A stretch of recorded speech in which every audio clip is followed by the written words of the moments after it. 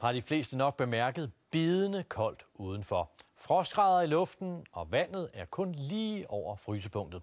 Alligevel hoppede 13 seje piger i dag i vandet ved Ry i Østjylland.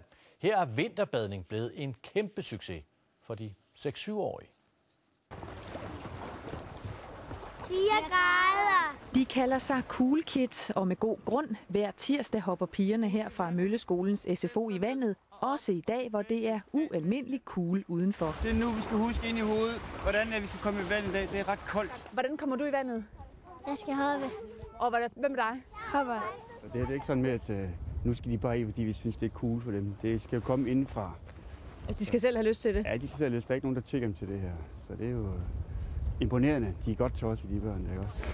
Men inden børnene bliver kølet ned, skal de lige varme op. Op, ned, op. Nedtællingen til det kolde gys er godt i gang. 3, 2, 1, 0! God tur. Er det ikke for farligt eller for koldt for dem? Altså, vi har den klassiske med, tag nu jakken på, mor fryser.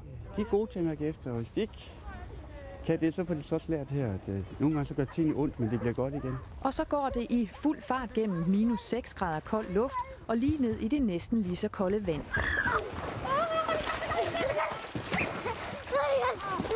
Hurtigere. Ind og have tøj på.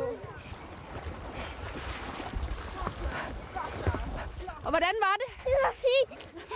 Det var sjovt. Løb. Og det er ægte jernladies, vi har med at gøre her. Ikke noget med at hoppe i en varm sauna bagefter. Det er så godt gået, Anna. Nej, her sidder man på en præsending og tager sit tøj på. Det var koldt. Det var den koldeste gang. Hvordan har man det så i kroppen, når man har været i det her kolde vand nu, når man får varmen? Så man har været mega sej. Er du stolt? Ja. Forældrene bakker 100% op, og faktisk er der en mening med kuldskaben, udover at der er kakao bagefter. En højere mening. Lære sig selv at kende. Hvad kan jeg? Har jeg prøvet det her, og har jeg stået, hvor det bare var hundekoldt, så kan jeg meget mere.